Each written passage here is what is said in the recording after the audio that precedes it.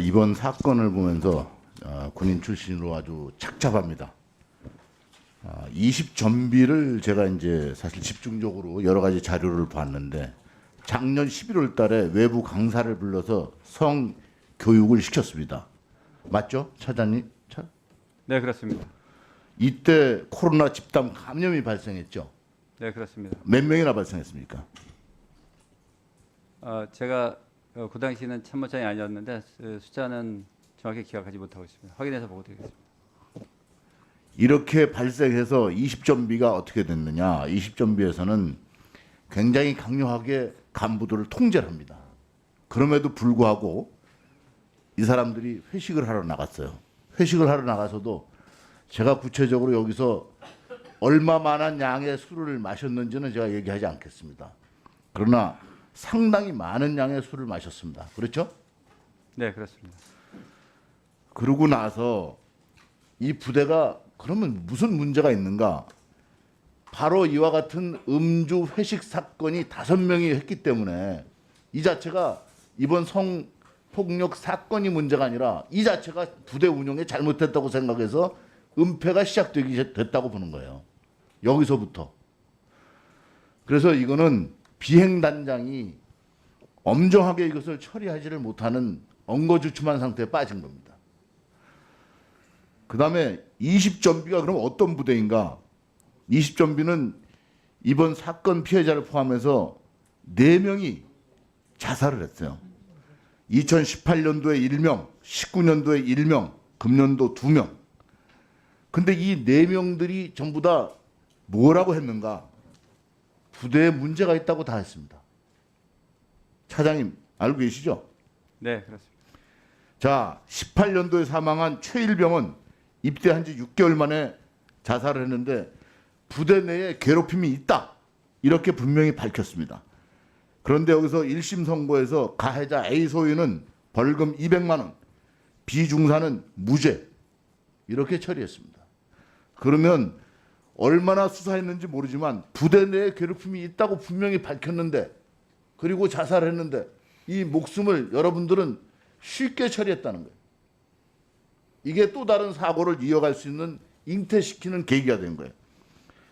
그 다음에 이 당시에도 서산부대의 악패습이 상당히 많다.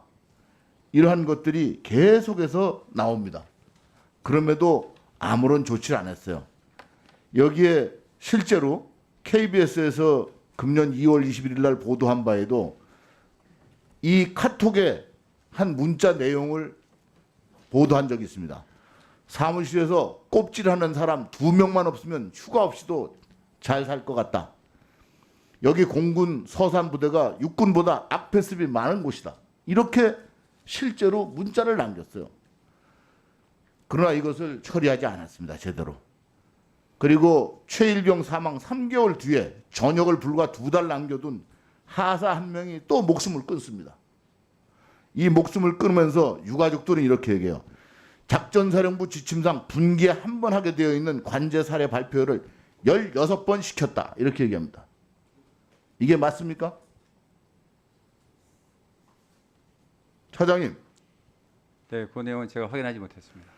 도대체 분기에 한 번 하는 것을 16번을 시켰으니 얼마나 큰 가혹행위입니까? 이게 말이 됩니까? 또 올해 1월 28일 날 모 일병이 숨졌는데 이 일병도 뭐라고 했습니까? 동료 부대원이 이렇게 얘기를 해요. 부대의 악패습 때문에 자살한 것입니다.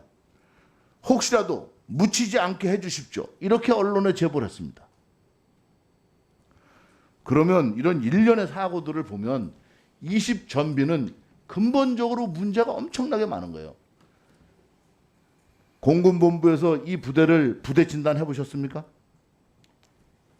네, 그 사망 사건이나 각종 병역문화 개선 있을 때마다 필요하면 공군본부 차원에서 확인하고 주의관들이 바뀔 때마다 교육을 시키고. 그게 바로 잘못된 거예요. 육군에서는 과거에도 그렇고 부대를 해체시켜 버립니다. 이렇게 악습이 많은 부대는. 지금 공군 부대가 물론 기종마다 다른 특성이 있기 때문에 부대를 해체 모여를 못하지만 20전비는 해체를 시켜야 돼요. 해체를 시키지 않고 그대로 놔둔다면 동일한 일이 또 발생해요. 그 사람들이 그 사람이기 때문에. 지금 공군은 부사관들 순환보직을 시킵니까? 안 시킵니까? 시키고 있습니다. 얼마 주기로 시킵니까? 특기마다 다르지만 평균적으로 5년 정도. 지금 여기 이 레이더 정비반 반원들은 전부 같은 고등학교 출신이죠? 전체는 아니지만 요번에 관련된 요원들의 많은 인원이 같은 그렇죠. 곳입니다. 그러다 보니까 같은 고등학교 선후배가 또 같은 부서에 보직받아서 그 안에서 이루어지는 일들이 완전히 폐쇄적으로 외부에 노출되지 않고 온갖 이 부조리한 일들이 발생하는 겁니다. 그러니까 회식을 하도 누구 본인의 희망하고 무관하게 갈 수 있는 거예요. 이렇게 지금 발생한 일을 공군 본부가 책임이 없다고 할 수 없어요. 두 번째, 15전비에 대해서 한번 얘기하겠습니다. 15전비에서 이 피해자 이중사에게 준 숙소는 어떤 숙소를 줬습니까? 여군 숙소 먼저 있기 때문에 20전비에서 쓰던 숙소보다 좋은 곳입니까? 나쁜 곳입니까? 그는 부대마다 특성이 좀 다르기 때문에 부대 그 여군 숙소로 왜 지정되어 이 얘기를 하느냐? 자, 20전비에서 15전비로 전출을 갔습니다. 가서 행정실에 들어가서 왔다고 이제 신고하고 이튿날 대대장한테 신고하고 하는데 대대장이 뭐라고 했어요? 또 사무실에 가서 접수할 때 뭐라고 했어요? 골치 아픈 사람 왔다 이렇게 했지 않습니까? 15전비에서 이렇게 했기 때문에 얘는 더 이상 근무할 수가 없는 상태가 된 거예요. 그 다음에 21일 날 부부가 떨어졌으니 같이 살기 위해서 같이 살기 위해서 혼인신고를 하려고 합니다. 그래서 혼인신고를 하기 위해서 반차 휴가를 내요. 반차 휴가를 낼 때 또 뭐라고 했습니까? 너는 오자마자 휴가 가느냐? 이렇게 얘기했잖아요. 이렇게 15전비에 갔는데 18일 날 신고할 때 그리고 21일 날 반차 휴가를 낼 때 이 부대 자체가 여기는 내가 도저히 근무할 수가 없는 상태라는 인식을 얘한테 심어준 거예요. 이 상태에서 다시 어디 갈 데도 없어요.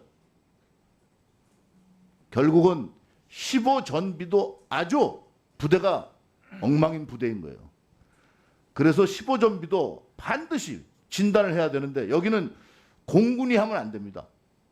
다른 군으로 편성해서 국방부 차원에서 부대 진단을 해야 됩니다. 이게 단순한 성폭력 사건으로 취급되지 않아야 된다는 거예요. 더 드려. 네.